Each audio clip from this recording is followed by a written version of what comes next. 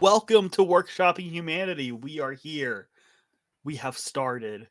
We are back, ladies and gentlemen. And there's kind of a little bit of a new format. Um, I'm your host, Brett, and this is going to be my co host, Jared. Hello, everyone. Hello. Yeah, so we're just going to be both on all the episodes from now on. That's kind of the reveal. Even though there is one episode shot that is a Lava Land episode with my buddy I met in Toronto. That'll be coming out. But then after that, you're going to see both of us. So that's cool. Heck And yeah. we'll invite people when we want to. And when we don't, they don't have to come on. So, including this episode. So, we're talking today about Win or Lose, which is new Pixar TV show. This is kind of a new venture they've been going into. So, the first one we were talking about it before we recorded was Inside Out Dream Theater show, which I haven't watched yet. But Win or Lose was my most anticipated TV show of the year. I have stated it several times. Like this was the thing I was hyped the most for. And like for me, Jared's super into television. I don't follow it as closely, but for me, I am first a Pixar fan and second a human being. Um, Yeah. like I mean, I've stated this throughout my reviews on Letterbox and my iterations of reviewing. I would not be in the career possession. I would not be in the career position, not possession, position that I'm in today. I would not have the same love for cinema that I do if it wasn't for Pixar. That is like the inception of me becoming the film buff that I am today. So I'm always rooting for them to do well. They've had some misses throughout the years now, but yeah, Win or Lose was something that I was really anticipating seeing them get into. And so, Jared, what are your anticipations starting with Win or Lose? Since like forever. To be honest, the show's been talked about for a long time. I've been going for the past couple of years to this convention they have every other year in California called D23. Um, and I remember I think we even talked about like when Disney Plus first was becoming a thing in 2019, like December 2019, it was talked about. It's talked about again. It's talked about one more time. And I'll talk about later what happened last year with it. That was really cool. But just kind of the story of A, it's Pixar. B, it's coming of age, which I'm always down for. And C, it's doing multiple perspectives on kind of the same topic, which is also kind of like a niche I'm interested in Yeah. because it's just kind of life. Everyone's going to see things differently. And as we'll talk about later, this show takes that and adds some Pixar animation magic that makes it 100 times more memorable. So I was very, very excited for this, and Yeah. I think it delivers. I think it's Disney Pixar's Yojimbo in that way, right? Yeah. Where you get to see the perspective of all these different people, and it's really interesting. Yeah. That is one of the most impressive things about this show is the fact that you are seeing the same thing happen over and over again, but each episode is incredibly new and exciting. It doesn't feel like you're just stagnated. I mean, I don't know about you, but like when an episode would end, I'd be like, no, dang it, shoot. Play a little Yeah. bit more. Why did you end it right there? You know what I mean? Like, and it did that really well. Um, this show's great. This show Yeah. completely like works and totally is effective at what it's trying to do. Mm-hmm. Um, So absolutely. Yep.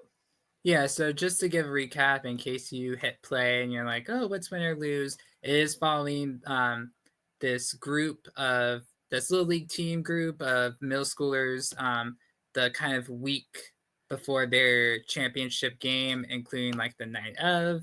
But they very much focused on this week, specifically 8 different characters and their perspectives leading up to the game. It ranges from everything from the coach's daughter to the single mom of one of the kids. Kind of almost you're not just focusing on the kids. It is a bunch of other people just relating to the Pickles, this very ordinary little league team, which in a way makes it really extraordinary. We're not dealing in a world of cars. We're not dealing in Soul with the afterlife. We are boots on the ground. This is just something really relatable to kids, especially in sports. A little league team, and they're about to go to the championship game, but what happens in that week before? which I mean, think is going to make kids. I think, of course, we'll talk about this more. It's going to be such a big factor, but I think I could see kids loving it and relating to it a whole lot more. yeah, it certainly has kind of like a freaks and geeks aesthetic to it to start with. Like, it's very like quirky, relatable, coming of age, these kids. But like they use the animation as these kind of like really unique metaphors for the way that the characters feel and their perceptions of the world. Like for the first episode, the girl, like, she is the daughter of the softball coach, and she's anxious about everything because she's like not a good softball player, but feels like she has to be in the softball team because her dad's the coach, and this like Hmm. little thing is growing on her back and it continues to expand. Now, this isn't Pixar's fault, but they did steal an idea I had for an animated short film I was gonna do. In that first episode, I went, well, shoot, I guess I can't do that anymore. But it was like incredibly well done. And she even like, I thought it was really interesting that like she was just like openly praying at the start of like at the first episode too, where it Yeah. felt like there was like, it almost felt like she was dealing with guilt as well, which is, I thought, really compelling as a character. Hmm. And that was a good way to grip into it. But something that like surprised me about the show personally was when the second episode was about the usher. I did not expect that whatsoever. I was like, oh, okay, that's really interesting. And then I think that's one of the best episodes of the show. Like, Yeah. full stop. Yeah, because like I mentioned earlier, at D23 last August, it's a convention, there's booths, but there's also many different exciting panels. And luckily, one panel they had in one of the conference rooms was a win or lose watch party, which I'm like, of course I'm down. They showed the first two episodes really early, and they had the creatives up there for Q&A afterwards, and I got a free poster. So I was on cloud nine. I loved it. So I watched, of course, both the first two episodes, and it was just so cool to see it in a room. The first episode got like a lot of laughs, and like because of just like the sweat monster that grows on Lori. And then the second episode, I think everyone, the vibe in the room was like, oh, that's so interesting in terms of just the show is so emotionally mature. I would love to personally like get like a kid to just watch that episode and see if they were even like interested in it, because it's so much just this Mhm. man. It's just a short film of a story of a man who has armor and walls around him. So much so that he lost a relationship because of it, and now he's trying again. And the ending of that episode is kind of depressing Yeah, because he realizes he goes back to his ex before the shocking reveal that his ex is engaged. yeah, And so it ends the episode like him being very depressed.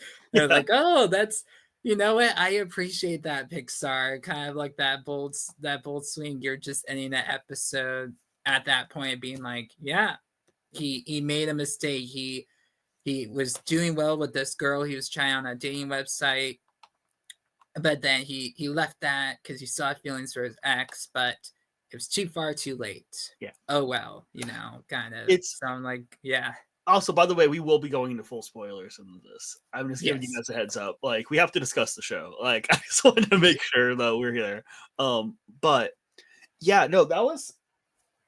I don't think I've actually seen a piece of media, especially for kids, but just in general, that has actually accurately displayed avoidant attachment syndrome than that episode. Like, the way that they actually visualize that, and it was something that like a lot of psychiatrists and psychologists and stuff will praise Inside Out for being able to describe a really easy and visual way to show what's going on in anyone's head when it comes to their emotions, like that's definitely been a big thing.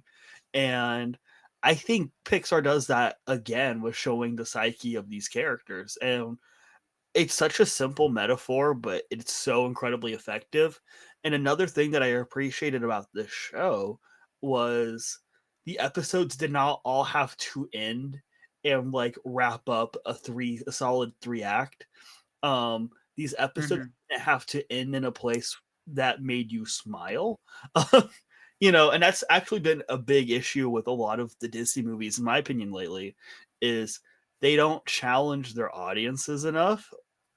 Everything has to get wrapped up in some sort of bow. I don't love the movie Onward, but something that I loved about Onward, like that movie, was the fact that at the end of the movie, his entire goal was to see his dad, and he never saw his dad, but then he realized that his brother was more important to him than that, right? Like that was a big that's the stuff that I love about Pixar is when the thing's supposed to be about something and ends up being about something else. And this show does that beautifully within almost every episode. And so it very much feels like them going back to basics of what they've been doing since Toy Story, which I think is great. Mhm. And the conceit of it being an 8 episode series is fantastic too, because I don't think this works as a narrative feature. It would just be disjointed, but the way that things end, I think really do advance animated TV, to be honest. Mhm. It's beautiful. It's really great. Yeah. All Yeah, praise, because I think we'll talk about every episode, of course. yeah, Just for these first two, I'll say it like, what am I trying to say? I'll say this for every episode, but the animation is stellar. The yeah, first episode, mhm, Lori and the sweat monster that is always kind of on her, and she tries to push it away, and there's a sliminess texture to it that you can practically feel. And as it grows bigger and bigger and crushes her bed because she is constantly thinking she is not good enough. She can't hit a ball when she practices. She hurts another team member, and in her perspective, I always remember her dad sees that she hits this other team member Kai, and he turns to her and it's like, what did you do? And it's all dramatic like that because that's her perspective. He hit the star player. She thinks that the dad isn't liking her that much. And then in the second episode, Blue with Frank, there's just the bright, shiny armor that's kind of always on him. And um, when he goes into the dating world, it's kind of like it's made like a video game with little, like, I don't know, like yeah, circular people. That's really fun to play around with. And the and it's so cool, like the littlest things, like when they're texting, it's two miniatures yeah, running down like this globe, and the text messages are like a ball being passed back and forth is how it's visualized, which is like, oh, that's so cool. yeah, Like, yeah, let's keep going with this, and this creativity is not just like in most television and movies, just you'll have the person text and you see the text message maybe in post production yeah. in the Shot air on reverse the shot, side. shot reverse Yeah. shot. Yeah, absolutely. Hmm. No, that is like again, it is a show that uses every single aspect of animation to its fullest extent. It's a Hmm. cartoon, and it loves being a cartoon and embraces being a cartoon. And I Hmm. just love that part of the show. And even within, I think it's interesting. Then we have episode 3, right? Yeah. With the girl who feels like she is the parent of the situation of what's Yeah. going on and has all this pressure to make money, but then like he's potentially involved in this cheating scandal that then you see happen in episode 2. And just the way that all that starts connecting is so brilliant. Hmm. And I I think an interesting aspect to that episode to me was when I watched that episode, it kind of made me pissed at the mom. I was Yeah. like, "What are you doing?" Like, You can even you're see acting it in here, you know? you can even see it in the comments, like everyone being pissed at the mom. I think that's kind of a universal feeling because this poor girl, I think her name was Rochelle, Yeah, is doing like so much. It actually gets like hard to watch. The animation like turns her into kind of an adult in like a green suit because mhm, she runs the concession stand. She goes to the parent meetings because from her perspective, her mom's busy on the phone being a content influencer with her baby brother. Um, she so she's the one keeping track of the money, and when she realizes they need a lot more money to go next season. She does get involved in a cheating scandal where she does homework for everyone, and it grows and it grows and it grows until we get to this thing about the shoes. that she sells, and she gets in trouble with some teenagers. Um, and again, we talk about like the episode's not ending in a happy-go-lucky bow-tied place. She goes and it's so funny because she has shoes in this episode that she's gonna sell. And so she goes to a house party. And of course, because it's Disney, it can't be a stereotypical house Yeah, party with beer and drugs. So it's literally kids like over overdosing in quotation marks on orange soda and eating a ton of pizza and yeah, just going and like whipped cream wild in like his mouth, which that. is funny. Yeah, But it's I treated like a drug deal too, just in a dark, in that like weird yellow lighted basement. It goes wrong, and she almost gets like really seriously hurt because of it. And the episode ends with her like trying to call her mom, but the mom's not answering it, and you kind of are left in a place of like she is far away. She doesn't have her phone. She is really lost. Like this could get really bad, and that's how the episode ends. And I'm yeah. like, yeah, go off, Pixar. Like, Yeah, and that shot of her running to the telephone bowl, is one of the best shots in the entire show. Like, literally mouth agape, like, "Oh, that's cool," and, like, the music, it's haunting. It was mhm. really, really interesting. I will uh, say, as a side tangent, I also saw the thing, they're like, "Really, you're shooting silly string at each other, and this is a high school party, this is not what's going on." But at the yeah, same time, you never really see what's in the red Solo cup, so you never know. that's true. That's It's true. true, like, you never see what's really in them. This is an But aside. Disney's breathing down their necks, as we'll talk about later about a certain other character that had to be changed, and Yeah, yeah. yeah. I will say that kid, that weird kid, that's like shining light kid that drinks the orange soda and just says Yes, prophecy to each other. That kid's freaky, and I love him. Like, I I he made love me how laugh he's kind so of hard. I don't know why he was in every episode because I love him being kind of like, I don't know, I wouldn't say narrator, but like the guy that knows the stories. Like he's like the I know everyone, this is how it's gonna go down, and he Yeah, influences each character's perspectives. But he wasn't in like every single episode. There was only a couple. I forgot to mention on this episode, I loved whenever things started going wrong, there was no gravity, which led to some really cool animation. So yeah, whether she's about to cheat for this other guy and like the camera turns sideways and everything's coming out of the lockers because there's no gravity, or when she's running in that car chase scene, it's the hills are up and down like a roller coaster and she's really struggling to run away with her old shoes. Another great kind of animation point I have to get out there about that episode. yeah, it's beautiful. I mean, like, and that's the first introduction we get to the kids on the bleachers, which I was telling you beforehand, I think are some of the most interesting characters of the show. And if there's one thing I want to knock, I would have loved an episode with them. And I would have loved an I episode perspective of that main kid, because like I thought they were like really well defined, and we'll like get into their characters a little later in one episode. But there's mhm, ounces of humanity they add to those characters, even if they're supposed to be the quote unquote villains. Like, mhm. I thought it was really interesting. Yeah, I I like those characters quite a bit. I think it'd be fun if we remember at the end of when we talk about all the episodes, giving like who we would have liked to see. Because I have them, and I have two more that I think would have been Yeah, interesting too as well. yeah. Um, In my opinion, you didn't need an episode with the mom. Um, mm-hmm, I understood why they did that. And what's interesting is like, and I've always liked this. I'll always look at like the ratings of like episodes when I'm done watching a show, and I'll be like, shoot, my favorites were the ones people hated for some reason. I do that every time I watch a show.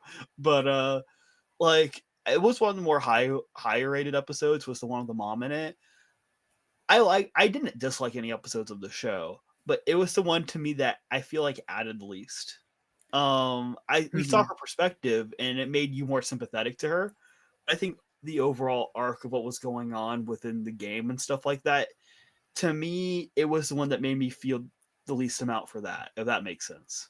Yeah, I think I understand from like a creator perspective.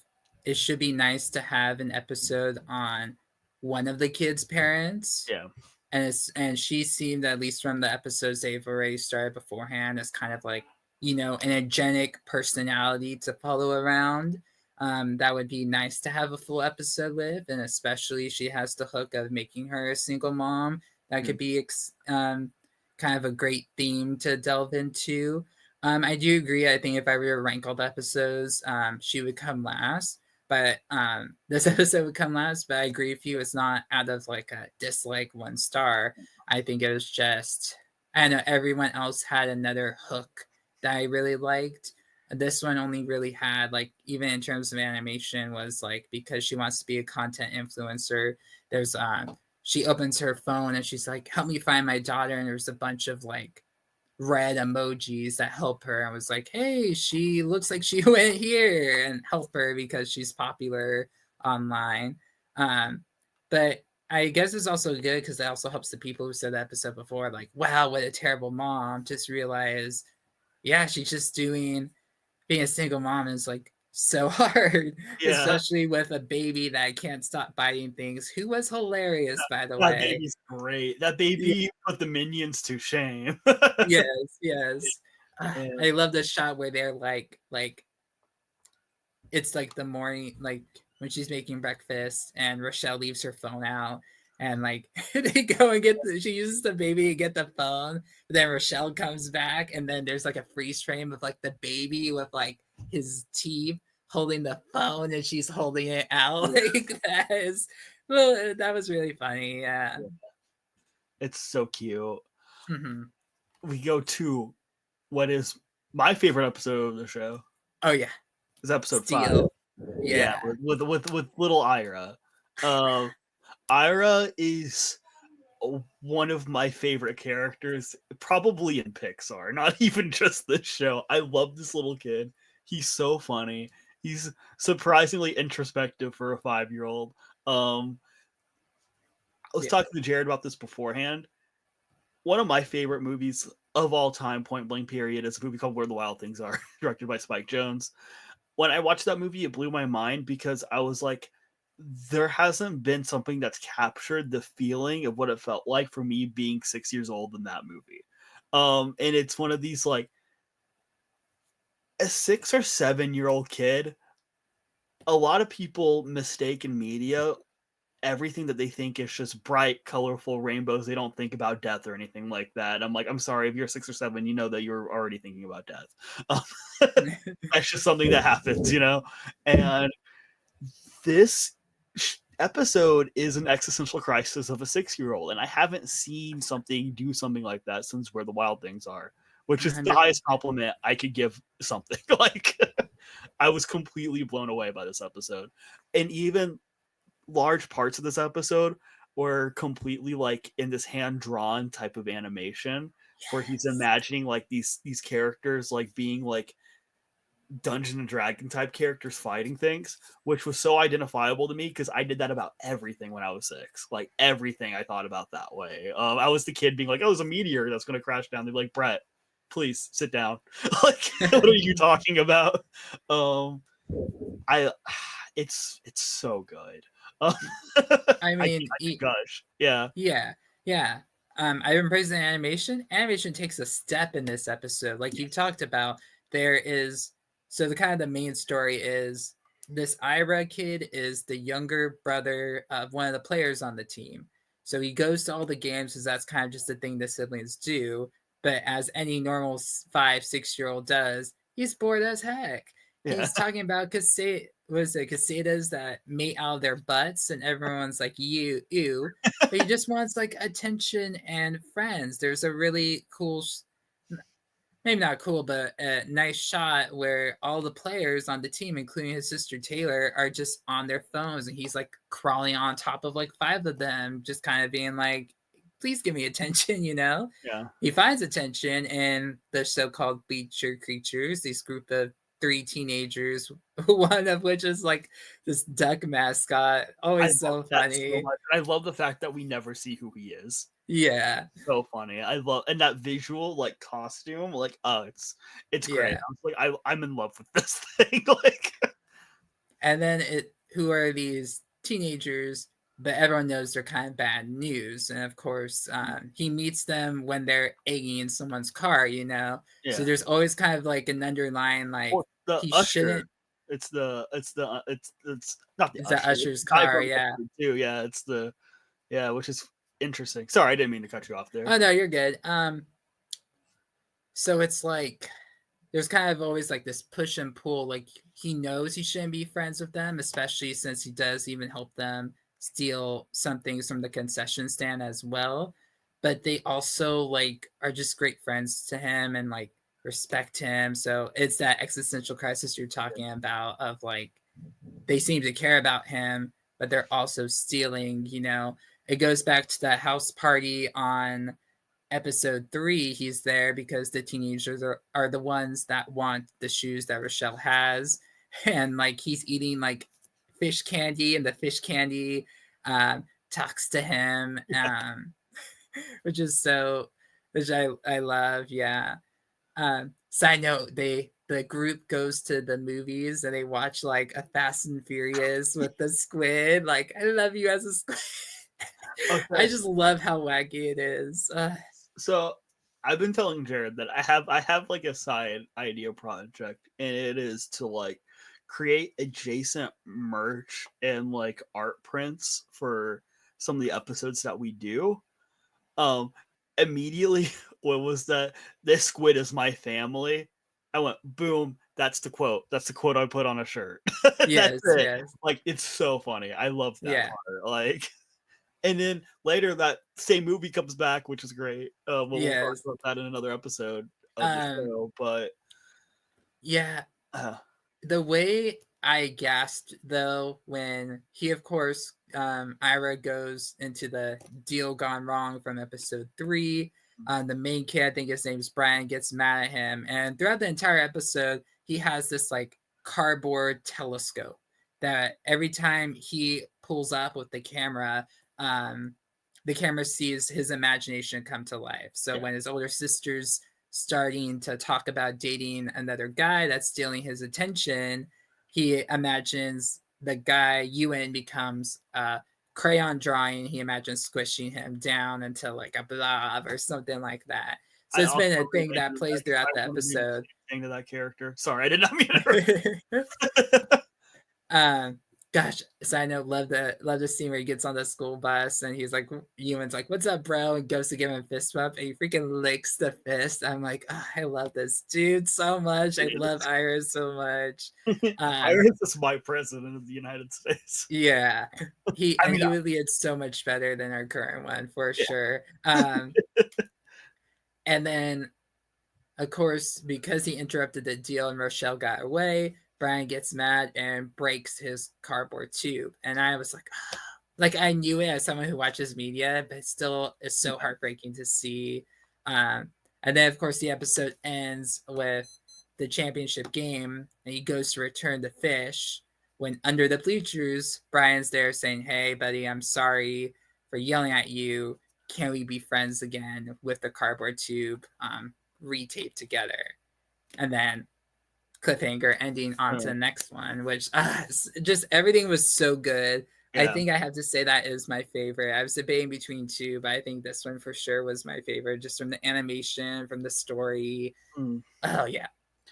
It's just the most. It has the most unique identity outside of the show, but yet still adds so much to the context of what they're saying. And like I said, I really, really do wish they would have made an episode about the kids on the bleachers because I feel like they have their own interesting story to tell.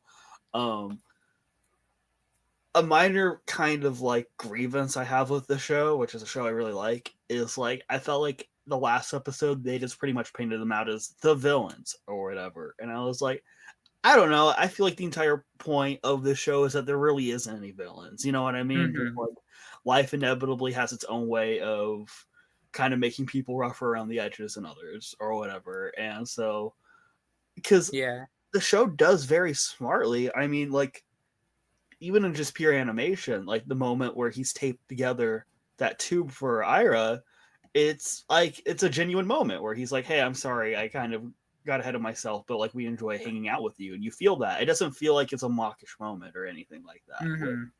I appreciate about the show. And Even just I do appreciate about the show in general is the fact that it is a cartoon, yet there is still genuine rooted human emotion in it that is identifiable, you know? there's a genuine, even just the final shot of the episode is Ira's eyes kind of like getting a twinkle, like before cutting to black, like he would be doing it, and then we'll see in the final episode when we get to what happens there. Um, Next one, we focus on our boy Ewan, who, like you mentioned before, is a hard character to relate to. If you've been to school, you know this guy. Yeah, He you is know, the he's class tough, clown, but always talks down, But I still really loved the episode he has of Mini Ewan, who is portrayed in a cardboard heart and a little cardboard little guy inside his heart that has his real emotions. And the point of the episode is we follow this guy, um, basically have his first date with Taylor, who's the sister of Ira from the previous episode, and kind of the feelings of first love and how that all goes south because Ewan's not letting his inner guy come out, so to speak, and his jealousy, his yeah. insecurity get in the way. I thought we talk about powerful endings, the ending where it's the championship and he is being such a jerk. And we know from the episode that Taylor is trying to be the catcher and they've even practiced together. And he keeps on, and Ewan's the pitcher, throws the ball. He keeps on doing the opposite of whatever she's saying on the freaking championship game and being rude and even like throwing it almost in her face. So much so that the finale is her saying, "Hey, we're done. If you can't be a man, and like use your emotions, then we're done." And she leaves the field.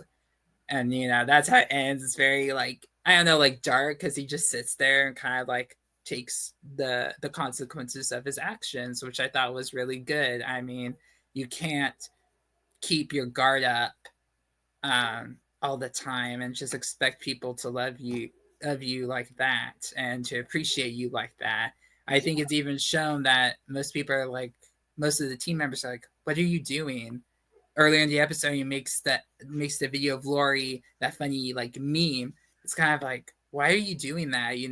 Like, sure, some kids find it funny. It's a little funny, but it's like, come on, man. That's what the vibe I got from everyone else. And so he kind of does get like a little wake up call in this one. But what did you think? Again, I love the little cardboard heart and just the little person, Yeah. and exploring that was really fun to explore. That was a great visualization representation of that. I love the fact, again, it's going to be because he's a bully character. Let's be real, he's a bully character, and the fact that this is a clear representation for kids. It's like, hey, if there's that kid that's like being a prick to you during school, like this is really what he is. Because like it's so hard to describe that to a child. Like when a child's being bullied, and you're like, it's probably because they're insecure about themselves. Like, what do you mean? And it's like he's a small little guy inside this cardboard heart, or whatever. That's a clear metaphor for that type of kid. What I also thought was very interesting is the fact that like, because throughout the show I'm just like, I can't stand this kid. Like I know this kid, I identify with this kid, I've had issues with this kid like in my past. Like I'm like, please get him off of the show. Like to that point. And then you have an episode where it's his perspective, and you're like, shoot, let's do the Ted Lasso thing where it's like I'm supposed to care about everyone, I guess, whatever. You do. I mean, you do kind of like, because I think what the show does incredibly well in that episode is show that like, even though he has a very abrasive way of showing his own insecurities, that we all have those insecurities deep down, even if we have different ways of portraying them. The way that it actually represents a first love and spark, I thought was incredibly inspired and really cute. I texted Jared, I thought the Obama mic drop at the first kiss was like the funniest thing I've ever seen in my life. Like I had to pause it because I was like, did they really just do that? But one of the show, so there's a few scenes in this show that did kind of make me tear up. But actually, even though the last episode was my favorite episode, there is one specific moment in this episode that made me go like, and this is the only time it ever happened in the show. Uh, there's this scene where they're like on top of, is it like his mom's like food truck? Yes, yeah. Yeah, and they're like chatting, and he goes, "Hey, I really need to let you know something. Like it's something I've never told anyone." And he like takes out his little cardboard self and shows it to her. I was like, "Oh no!" It's so good. It was so good. Like that was like A plus Pixar. You still got it. Yeah. Like Even that was even wonderful. And yeah, the and fact then that it Taylor doesn't work bringing up her out, own. the fact that it doesn't work out is devastating. Yeah. It's Yeah. yeah, But I it's think that makes the tale, the story where Carter is showing kids, even if that person, that bully, is watching, saying like, "Hey, one of these days you gotta like let people in. This is what's gonna happen. This is the consequences that Ewan's gonna live with. He's probably not gonna date Taylor ever again. Who knows what he's gonna be in high school? We don't even know, even in like the finale, like if he's gonna be like a good person, it doesn't end in a bow like that. We just have to hope he is, hope he learns something from this and be a little nicer. Yeah. Well, I even think like not to go all the way to the last episode, but like they kind of phrase like they're friends at the very last episode, but they aren't together, and they refer to each other as exes, but they're kind of laughing about it. Mm-hmm. That was like that's an incredibly powerful statement for Pixar to make. Honestly, I really love the fact that they did that. That's really healthy and cool. Um, Yeah. so like I appreciated that about the entire show. Is that they would do little stuff like that. Be like, look, he still has to suffer his consequences. We're not going to let them be a thing anymore because he broke that trust. But also, they both grew from it, and they're both friends now, and they're both probably better because they had it. And that's, Mm-hmm. I love that. Like that's a really great place for both those characters to be at the end of the show. So Yeah. So this next episode, I guess, is always going to be the one that has controversies, called "I Got It," and it yeah, focuses on our character named Kai. If you haven't heard, unfortunately, this episode got rewritten, recut, because this is a trans character. Um, I'm gonna say F it and say that she still is trans. And to be honest, I think the people at Pixar, the people that worked on it, did whatever they could to allude to it without ever saying the words trans or whatnot, because of our politics right now and how unfortunate that is. I definitely think that the subtext is there, 100%. Yeah. I was expecting them to completely just wash over it watching the episode, but like that opening shot where she's like taking the pictures off of the wall and hiding them under her bed because it's like Mm-hmm. pre-transition photos. I was like, Mm-hmm. oh, it's still here. It's still But yeah. not explicitly stated, which is unfortunate, but it is. I will say, brief tangent. Brief tangent. There was something that was a little annoying to me about this controversy, and that was a lot of people were going, Pixar cut the trans storyline and they added in a Christian storyline instead. And I'm like, you do not know that's what happened in the writer's room. No. You there It's when that happened? yeah. Or can you imagine a man sitting there and be like, guys, we have to cut out this trans character, but now we can add a Christian character. Let's go. Let's do it. Let's edit the animation. It's like, come on, guys. Don't pit people against people. Win Yeah. or lose is directly against that. You should be able to have the trans character in it. You should be able to have the Christian character in it, and they're friends and they see their own perspective because that's what the entire show is about. Anyways, Mm-hmm. versing that conflict, it is unfortunate that they had to like remove the specific just going out and saying it, but I don't think it completely butchers the episode or the character whatsoever. Like I Yeah. think it's still there. Sorry, I that was my little aside I had to say. No, yeah, yeah. And Yeah. I think I love her character, and her story was interesting. Um there's always little things, like someone pointed out online that there's this really nice scene, like she moves, this one starts even a year before everything, where Kai is someone that moves to the neighborhood. She finds the Pickles practicing, and she hits the ball and she joins the team. um and she's like, "My name is Kai," and she starts to float. And then it cuts to like a dinner scene, And the episode, like on face value, is just the dad saying like, "Oh, but you played baseball, so you want to play softball. Well, Yeah. I still love you." And then like her sobbing as she hugs her dad, like really emotional. And you just, to me, it breaks my heart because it's like you knew this was originally supposed to probably be like her saying that she's trans. Like her Yeah. name is Kai now. Um, If I'm not mistaken, not that I'm sorry to interrupt you. If I'm not mistaken, in that part of the episode, did they even explicitly state that it's because she's going into softball? Like that part, I don't think there's and, dialogue even for that. I think it's implied that's what she's upset about. yeah, because isn't the dad like, "Oh man, like I thought you were baseball, but hey, I still love you for going into softball." Which I guess if you tell just a random person on the street can be really funny. Why she's crying, she's like sobbing as she hugs her dad, and they float like, "Thank you for letting me play softball." When it's like, Yeah, it's because it was originally her coming out to her dad, which yeah, would have hit so much harder. totally. I I thought that was a weird moment in the episode because I remember being kind of confused why it was happening.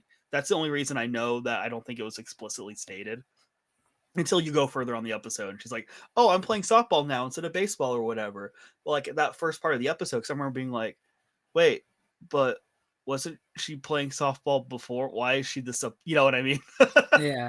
I Like, think it's, yeah, yeah. And then to make things, I don't know, worse, her story is also so heartbreaking because her dad's an asshole too. Really just is pressuring her to just win. Winning is the only thing that matters. It doesn't go too dark, but like just the kind of pressure to not make mistakes. And she can't make mistakes. And she sinks into the ground at times is really hard to watch.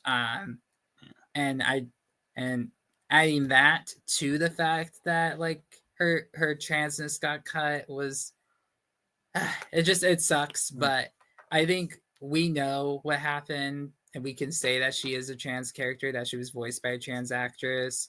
mhm. So F Disney executives for that for sure. Well, But even like, I think the character is just like a really nice personality. You yeah, kind of really want what's best for her. Um, and I hope her and her dad kind of reconnect. Um, yeah. Well, anyway, well, I even think which isn't that I forget if it's that episode or the last episode where like she's wearing like more feminine clothing and everyone's like, "Oh, you look great" or whatever. She's walking down the hallway and floating again. yeah, Because like before then, she's definitely wearing more like androgynous clothing. You know what I mean? Like it's yeah, very like, she's more gender neutral. her hair's kind of, I don't know what to say, like is a little more masculine as well and shorter, and she always has it over a hoodie. And like then when she joins the softball team, she becomes more feminine and whatnot, which provides just such a great experience of like being in a community, a sports community like that, and finding your community, Yeah, is so powerful. And I wish we I got the full story. Have you ever seen, once that news broke a couple months before the show debuted, someone online, like on Twitter, leaked kind of the storyboards of what was going to be in that episode? no, I And haven't. basically what it was going to be a scene where like, how like after the game where they know they're going to the championship, and she gets the stickers. She was supposed to go into like the bathroom and kind of like use it. And then I think she like goes to wash her hands, and she helps like a kid like reach the faucet, turn on the water. And it's something like her voice kind of sounds more masculine, and she turns to the mirror and her face becomes like a Picasso painting, like all like different shapes that struggle to fall off, but she tries to keep it together. And Interesting. she goes like outside, and she always feels like she's different pieces and struggling with her like gender identity or their gender identity. And it's really cool to see. I'm glad like it got leaked, and you see in the Yeah, storyboard versions of how cool it probably would have been in animation. It's very like, think of a Picasso painting as just different shapes as her face. Whenever like her dad comes to check on her because she runs out of the restroom, it's like half of her face kind of like slides off, trying to get the right voice. So yeah. many things that could have been explored there that unfortunately couldn't, but um still excellent designs. Mhm. and leads us to our finale with And our coach. I do want Or to you say one say, thing. One interesting thing about, I think, that episode, if there's only one silver lining of that whole situation, is maybe some kids that would have never been able to watch it because they don't have as open-minded parents will end up watching that episode, taking something away from it and treating their fellow people a little better that don't look exactly like them. You know what I mean? exactly. Like, and I'm not trying to say like, oh, that means they should have. Like, don't get me wrong. Like, I'm always siding with the artist in these situations and what they want to Mhm. portray. But I'm saying at least some kids that probably would have been banned from ever watching this show will feel a little more empathetic to other people. Yeah. That's the little silver lining we can see, Mhm. if anything. So, And yeah. if you didn't like her dad even more, wait until you get into the finale. Oh, Oh my gosh. oh, God. Uh, Yeah. yeah. I always knew the finale would be about the coach. I mean, I just Yeah. thought that was I think obvious it's from the get perfect. go. Yeah. Yeah, it works well. He's a funny character. I really like him a lot. He Will is, Forte. I believe, he is what happens when you write Buck Cluck from Chicken Little correctly. Yeah. It's the single dad who kind of like wants his kid to be a good sports player, but understands that she's probably not, and that's not her lane, and still loves her anyways for it, and doesn't condemn the child. Stupid Buck Cluck. Yeah. But he is Yeah. Butt Cluck, which is never a sentence I thought I would ever say in my life. So while this final episode does give Coach Dan, I think is his name, his perspective on everything. After the game where they go to championship, I swear they took a piece of music from The Shining where the concerned parents could Yeah. go and talk to him and basically are like, "Hey, we want to replace you with James." And it's like, oh no, Yeah. don't do this. They No. also have that piece of music from The Shining in a different episode when the parents come out. Like, they actually reference it again because I immediately noticed it because I've seen The Shining probably like 10 to 15 times in my life, fun fact. Yeah. And like the moment that happened, I was like, oh, that's really cool. Weird side fun fact. Pixar kind of has a little bit of an obsession with The Shining. It is a reference in several of their movies. Lee Unkrich, which you guys don't know, is the director of Toy Story 3 and Coco. He went into film to make horror movies because he was obsessed with The Shining. Like, everyone knew him as the kid that was obsessed with The Shining. And then he got a job at Pixar. Like, he was not meant to be an animator. That's just kind of where he landed, and that's where he made movies. So, like, there's Shining references all over Toy Story 3, and he runs the Shining fan club. And if you go to Shining conventions, it's usually run by Lee Unkrich. It's That's crazy. amazing. Like, he's all over the documentary that they made about The Shining. Like, he's the number one Shining fan on the planet. So I do love that even though Lee Unkrich is like retired, they're still just making Shining references in Pixar movies. 100%. It's so random and weird, and I love that they do it. Mm-hmm. Anyways, that's a completely different side tangent than what we were That's talking really, about. yeah, but that's really fun to hear. I didn't know that. Mhm. So on top of it being everything from Coach's perspective, there's a nice little a Pixar moment where he's by himself in his hotel room and he watches videos of him and his daughter who he loves. He loves Lori. Yeah. We finally get to the night of the championship and everyone's stories kind of collide, which I love. I'm like, Yeah. you have a really hard thing in this finale where it's like it's not is the coach's perspective, but everyone's stories have to come to an end. And there have been little cliffhangers from, is the Empire gonna be happy again? Is, Ira gonna accept the treasury? Is Rochelle gonna get back to the game? Of course, like so much happens. I'm probably like a lot of things are forgettable. I do like what's a good one to start? I'll just start with Ira. It's we left off with the telescope. Um, it looks like maybe he was about to take it, but then in a term of unfortunate timing, one of the girls from the Bleacher Creatures comes out with the whole case of money. It's like, oh shoot, this is really bad. And so Ira takes it, of course, because he comes to the realization, of course, stealing is bad. The creatures chase after him. They kind of add to the chaos of everything. I thought it was really nice little detail. In the previous episode, we think in the UN episode that Taylor leaves because she's pissed at UN, but it's actually because she hears Ira getting chased and calling out for help that she runs and goes see. It's always little things like that. Yeah. Again, perspective, that we're like, oh, interesting. There's maybe there's just too much. All to say is just when you watch it, everything kind of comes together and it leads to kind of a breaking point for the coach in the visual story, him blowing up into this huge balloon I've been there, because man. I've been there. yeah, exactly.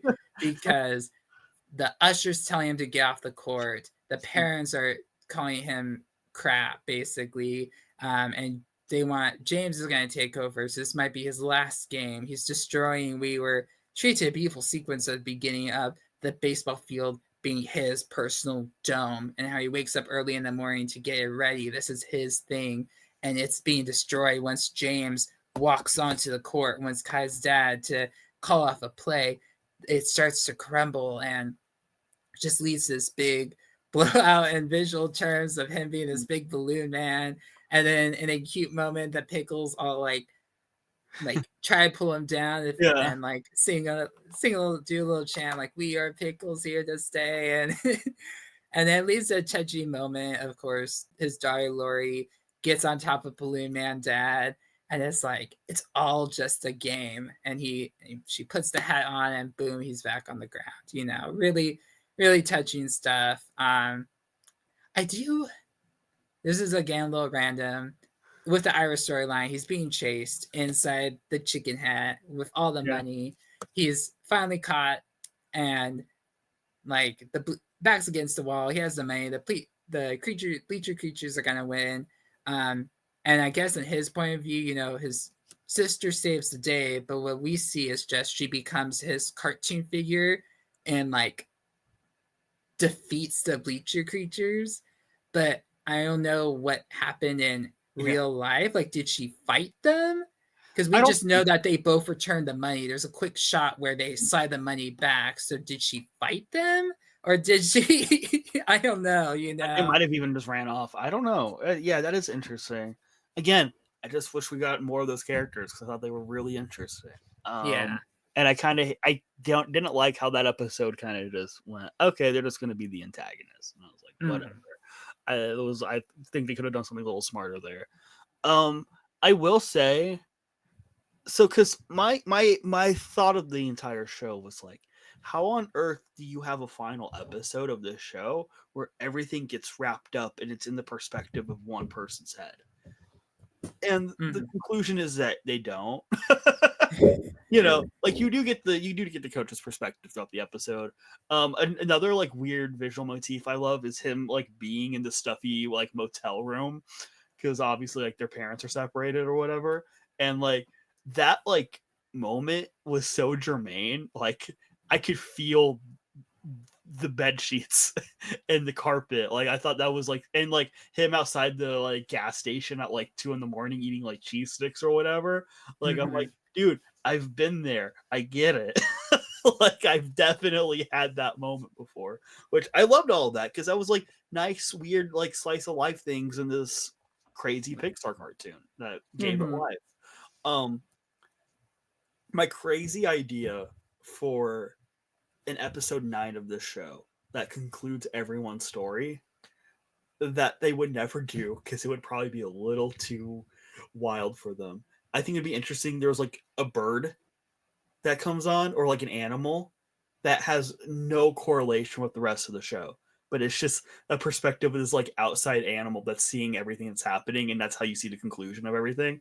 I think something like that would be really interesting. Because I think if you had an outside perspective of something or someone that had no connections to any of these characters, then you'd be like, oh, but so we're seeing it really how it happened, essentially.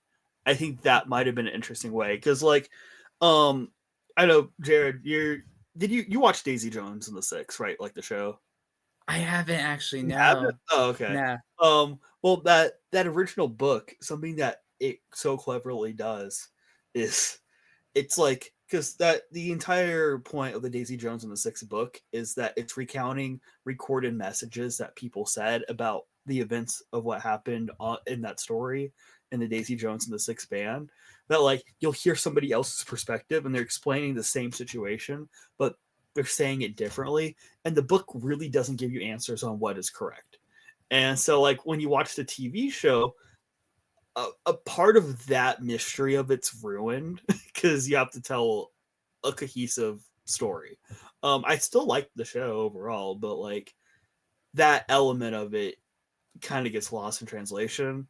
And so with Win or Lose, I do think there might have been a way to have an episode 9 where we just kind of we're omnipresent. We're in the perspective of God. No, I'm just kidding. Can you imagine? That's crazy. The But, debate. It's but yeah, regardless, as they did it, it's fine. It works. It's totally effective. Everyone has their moment. I love the fact I told you that another one of my favorite lines and moments of this show is the very last line where it's Lori telling her dad, I don't want to do softball anymore. And then boom, win or lose. I'm like, perfect. Uh yeah, Sign, sealed, deliver. That's great. The fact that that is the conclusion of a show that's called Win or Lose about a softball team is great because that's once again Pixar proving that what you think is going to be the message of the show when you start it is a completely different direction by the end, and that's great. And I love the fact that we never figure out if they win. Like that's I was hoping that yeah, they were going to go, and when they didn't reveal it, I was like, okay, cool, sweet, I love it. That's yeah, great. for sure. That's the Um, entire point. Win or lose, whatever. We're all here. We're all people, you know. So I've said it before, and I've written my like Letterboxd and serialized reviews. I'm like, I think a part of me, because I love the animation and the format so much, would like to see like take the anthology route and do like totally different group but with basketball. But then once you said about the message and that final line, I'm like, oh yeah, okay. I guess they don't have to. I mean, I would personally like it and enjoy it, but mhm. that final line, that message, you kind of like get the point. I don't think there would be a way to make another season. I guess if you made like a basketball one, you would kind of be reiterating the same points, you know, because like the message of it is win or lose, your opinion's still valid, your worthiness is still valid, especially like when you think of a character like Kai. Uh, they kind of end not so she has like a scene for dad at the end where visually she is like 6 feet underground and he's above, being like her. It's like kind of really depressing. She's like, I've given up. I keep on making up for stuff. I'm not worthy enough. And her dad comforts her. But I thought what was really interesting about that scene is, you know, in typical like Disney fashion, she probably would have risen up at the ground, they cried and get a hug. But she doesn't. It's kind of like a you'll get there and I'll try to be better, but we're not gonna be better right this second, you know. Mhm. Again, really interesting stuff. But you know, when are what am I trying? Let me try to get back to what I'm trying to say. Is I'm gonna try this other way around. I heard some people online be like, why do we have to get Iris' perspective and why are we getting Vanessa's perspective? And I think that's really smart of the show. It would have been so easy to just include every Little League member of the team, you know.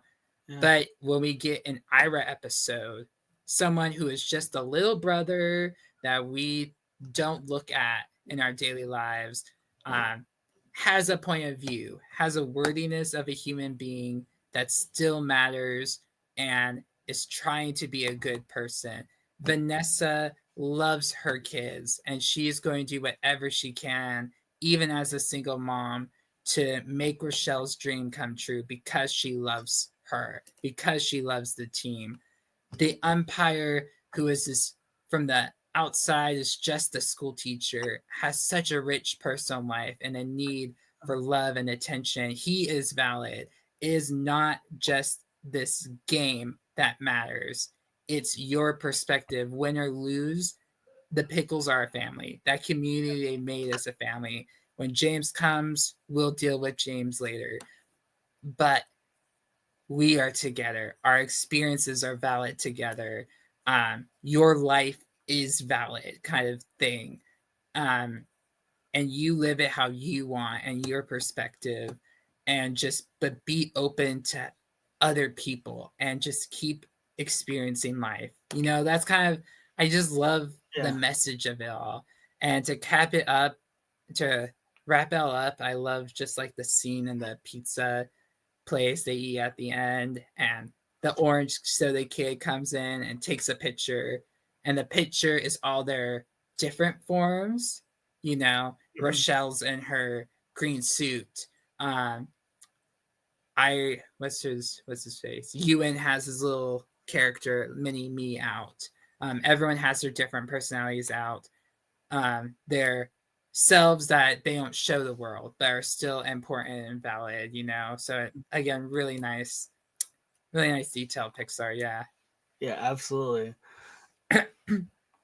I think that was more of my finale rant, but I just went Yeah. with it. So Yeah, absolutely. No, it's just it's nice, and it's like it's one of those things where it's like everything kind of wraps up in a bow, like I was saying before. But like not everyone gets what they want, and that's the entire point of the show. And Mhm, I think like another thing that you can look in the perspective of is like, for instance, the Usher character, right? mhm. Or the umpire. I don't know softball terms. We're not sports Yeah, people. he loses his fiance, right? Because of his inability to show his inner emotions. But also he always feels like he has to have a guard up around her, which means he doesn't truly entirely love her in that way. If you have to feel like you're always on guard, then maybe there's something that's pushing you back. At the end of the episode, he loses armor when he meets the mom character. That armor disappears, it dissipates. So he lost something, but he also won something because he lost something. Lori at the beginning of the show, it continues to lose and lose and lose at softball. At the end of the show, she loses. She's like, "Yeah, I don't want to do this anymore." But you know what? She wins peace of mind of knowing she never has to deal with that again. You know what I mean? Like you Yeah. go through all the characters and you're like, "Oh, they all lost stuff, but they also won stuff. But they also lost stuff. But they also won stuff." That's cool, and it's complicated. And so I think it's a perfect title for the show because like the more and more you think about it, the more and more you're like, yeah, you know, that's life. We win and we lose things, but also so much of life is about how the things that you lost end up building into something that you win. Oh, Which that's so good. Oh, yeah. which I think is kind of a great idea of this entire show. Which I mean that's again, that's the cool, heady, intelligent stuff that we want Pixar doing. Don't do Exactly. Cars 4, please. Please, please, yeah. Yeah, Please, please, Pixar, you need to make like this and Soul, yeah. Luca, even Turning Red. Like, I don't know if I've told you this. I think I've told you this. I would have loved if they had a huge meeting and let like Walt Disney Animation Studios be like make kind of like the big Moanas, and let Pixar kind of do, I'm not saying full R-rated murder rampage movies, but do like take a mature subject, talk Mhm. about like loss and up, Yeah. talk about environmentalism like Wally, talk about like, I don't know, like queer friendships and quotation marks and Luca, talk about like being a woman and turning red, and just let Pixar do that side and let them like, I don't know, because then it becomes, for me at least, like, what's the point of having two separate studios if they kind of start making the same things? I just hope that Pixar still, they can fight to become a place that can make Win or Lose, that can make Soul, that talks about death. What is the afterlife? Um, but not saying, and I hate to say Walt Disney just makes boo boo baby kid stuff. I mean, Zootopia talked about racism and all that jazz, but they also made Moana 2, which is like Moana 2.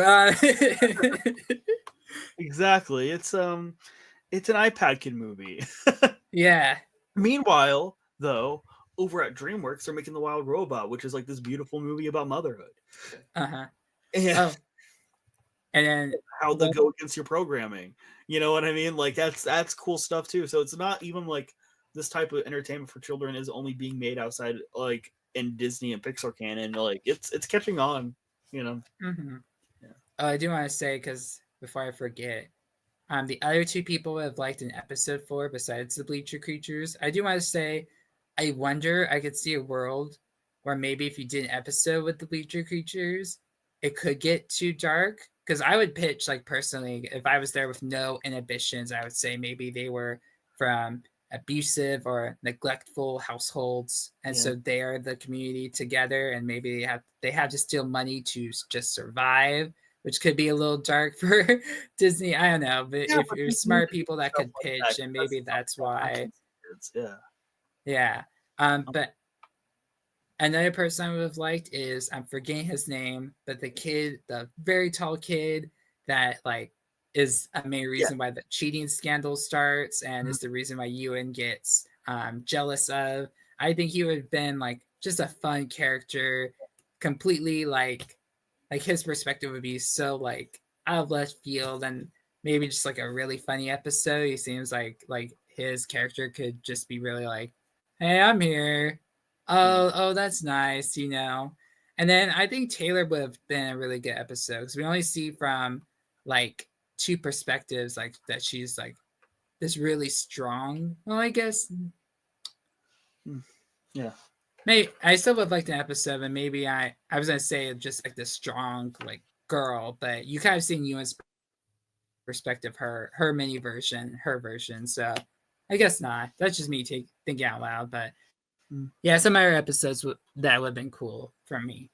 Yeah, absolutely. Yeah, I think those would have been interesting too. I kind of thought of an idea about the last episode, maybe even potentially outside of just it being a bird. It could have been the kid drinking the orange soda. He's just like omnipresent. Yes. Everything kind of happened without any sort of rhyme or reason. That could have been interesting too. Mm-hmm. This orange soda kid, he's just like this monster. I don't know about that kid, but he's interesting. He like gave me chills. You know what I mean? Like anything he showed up, I was like, ooh, I don't know what that Because is. he chugs and then he does the turn, and he always says something Yeah. like, better not blow it, you know? Like Okay. Yeah, that last episode could have been in his perspective. That would have been interesting. that would have been cool too. Yeah. But I totally see why the coach, he's the one, the leader of all of them. And yeah. Yeah, he's not everywhere at once. He's not omnipresent. That kid could have been omnipresent. They could have, I think, That sold that. That would have been funny. I agree. Yeah. Well, do you have any other thoughts on win or lose? Supported people so that Pixar can make more things like this. I know as of this recording, we're living with the news of the one of the reasons why the Tiana show was canceled for Disney Plus is because there's going to be the company is moving towards less things for streaming and for Disney Plus because of the streaming bubble that burst because of the strikes. So I don't even know if they're going to go down and say, "Hey, Pixar, I know we told you to make content for Disney Plus, but just focus on theatrical." Then the slight case they don't, hope it's something like Win or Lose, and that becomes like a shining example, not just a weird footnote you find in 30 years of, yeah, Pixar did a show called Win or Lose. I hope this becomes kind of this great example for Pixar to follow and becomes popular enough that it's seen a lot by people. All episodes are now on Disney Plus. Check it out, have some fun. Yeah. Yeah, absolutely. It's a good time. It's a good show. I think it's perfectly entertaining for kids, but it's also going to make them think a lot, and it's going to meet them where they're at right now in their lives, which is really I important. I wish Kids React was still a thing. I don't know if it is. I would have loved to like get a room of kids and like hear their opinions on it. Man, that took me back. Kids react. Wow, Mm-hmm. Uh-huh. crazy. Wow. Now I'm having my own little like Ratatouille moment where I'm like perspective of a kid in front of my computer watching kids react to Nyan Cat. Like, man, what a good time. What a good time to be alive. Yeah. Anyways, that was our episode of Workshopping Humanity. Make sure you go follow our page, follow our podcast. We're keeping up with this now. So we'll be back with another episode next week about whatever we want to talk about. Woo! Yeah. I don't know. Maybe it would be like the holdovers or something. I don't know. I just threw that out.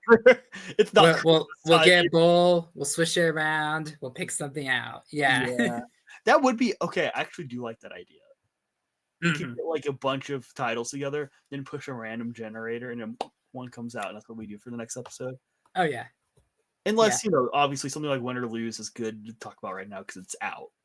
Mm-hmm. But like if we don't have any prompt for an episode, or like a guest comes on and we can have them like do an episode that they want to do. Obviously, it's not like we're having guests on. We're gonna be like, talk about this thing you've never seen but one time when you were 16, and they'll be like, what? Okay.